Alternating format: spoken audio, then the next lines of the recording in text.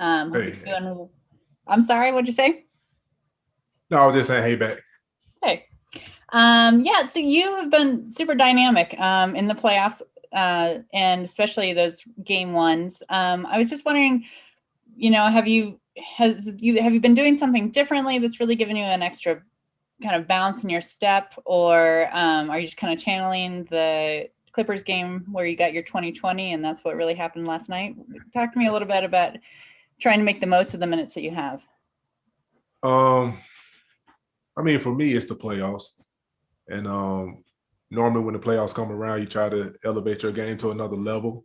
And for me, that's just what I'm trying to do now. Um, just coming off the bench when Rudy comes out the game, coming off the bench and just providing that energy, providing that spark off the bench, trying to just hold down the paint, hold down the defense while I'm in the game, and just try to have a positive impact.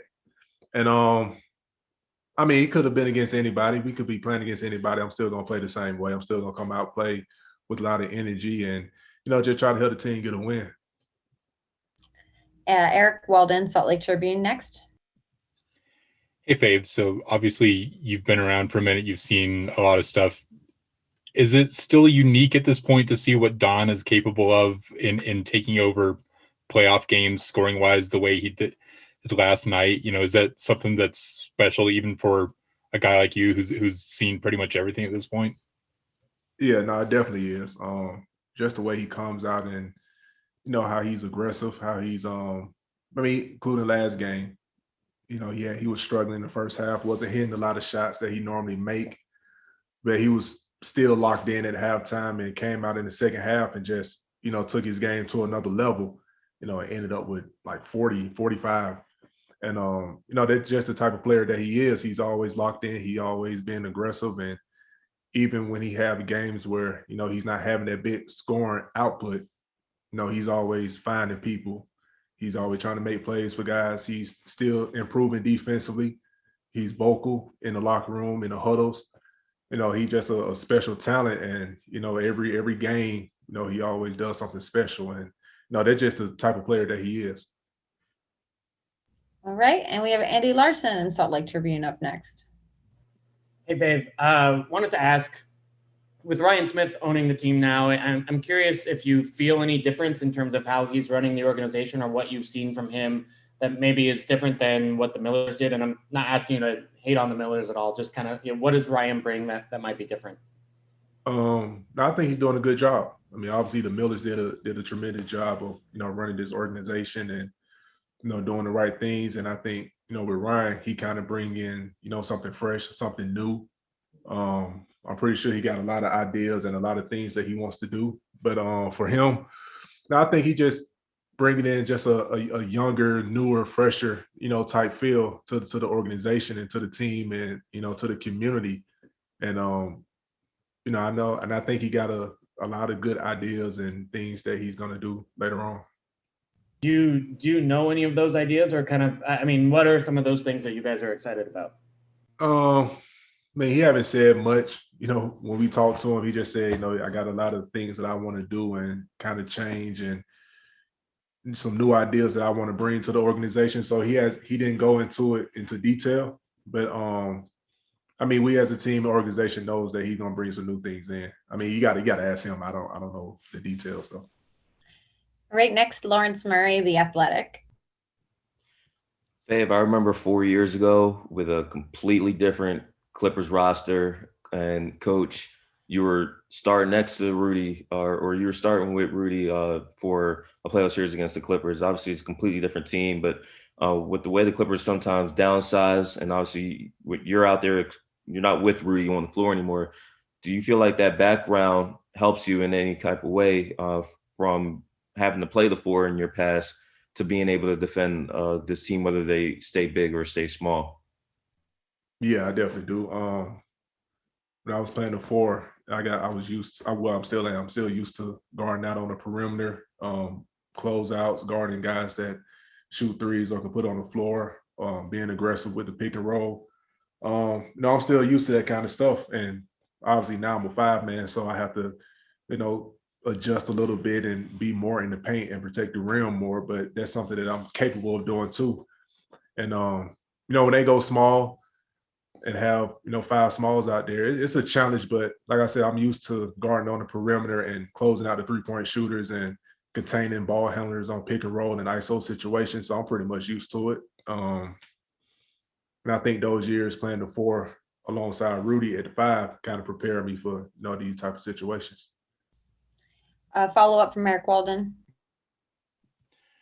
Dave, Q's made it a point to tell us a lot over the last few days that, nothing that you guys are seeing against the Clippers or will see is going to surprise you guys.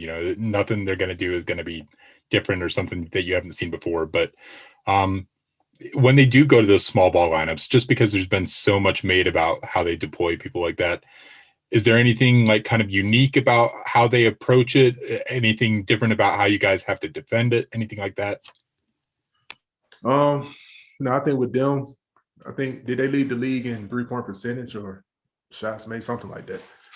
I think they got when they go small, they got 5 guys out there that can shoot the 3 ball really well. I think that's a little different than most teams because most teams probably have 1 or maybe 2 guys that's not an excellent 3-point shooter, but they can put 5 guys out there that are, and I think that's a challenge, and that's I think that what makes them kind of unique in a way.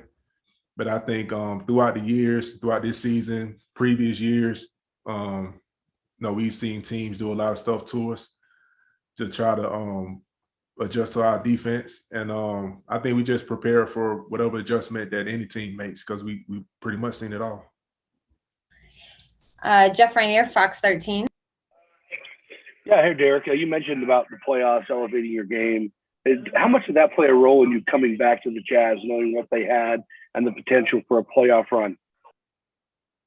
I mean, it definitely was something that I was thinking about because I knew Utah was going to be a playoff team, and I knew they had a shot at a championship, and it was something that I wanted to be a part of. And when the opportunity came, I took it. And like I said, I think we got a really good team, and I think we have a really good shot at trying to get a championship. We just got to continue playing the way that we playing and to continue to improve, continue to get better, and just go out there, just play our game and win the games. And I think we got a good shot at doing it. And that played a big part of my decision to want to come back. Cassidy Hubbard, ESPN. Hey, Derrick. Coach was asked earlier just about how reliable you are, and he mentioned a conversation when Doug Collins spoke to the team about, knowing your role and really just talked about you in the context of just being so dependable and being a professional. Do you remember that conversation and Doug Collins speaking to you guys? I don't know when it took place. He said maybe a couple of years ago. Yeah, I remember that was a couple of years ago. And he said, be a star in your role.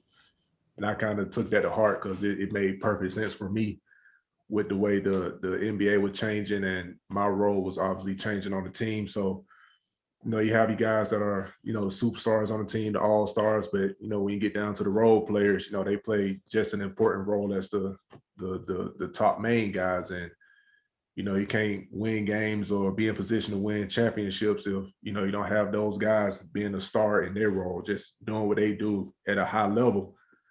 And for me, that's just what I take when I come into the game. I think about that. I don't think about going out there trying to score 20 or, get 20 rebounds or anything like that. Whatever my role is for that game, whether it's defending, rebounding, scoring, or, getting hard hits on the screens or offensive rebounding. If I'm playing 10 minutes, 15 minutes, 20 minutes, I'm going to go out there, just try to be a star in that role and just try to do what I do at a high level.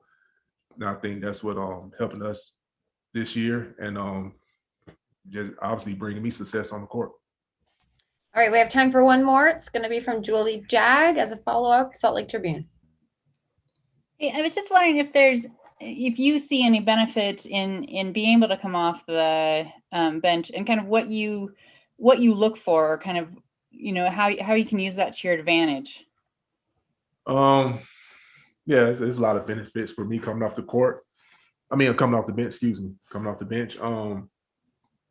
Obviously I'm a guy who I can start on some other teams. So, when you bring me off the bench, I can match up against the other team starting group or, match up against the bench unit and keep us at a high level defensively and offensively.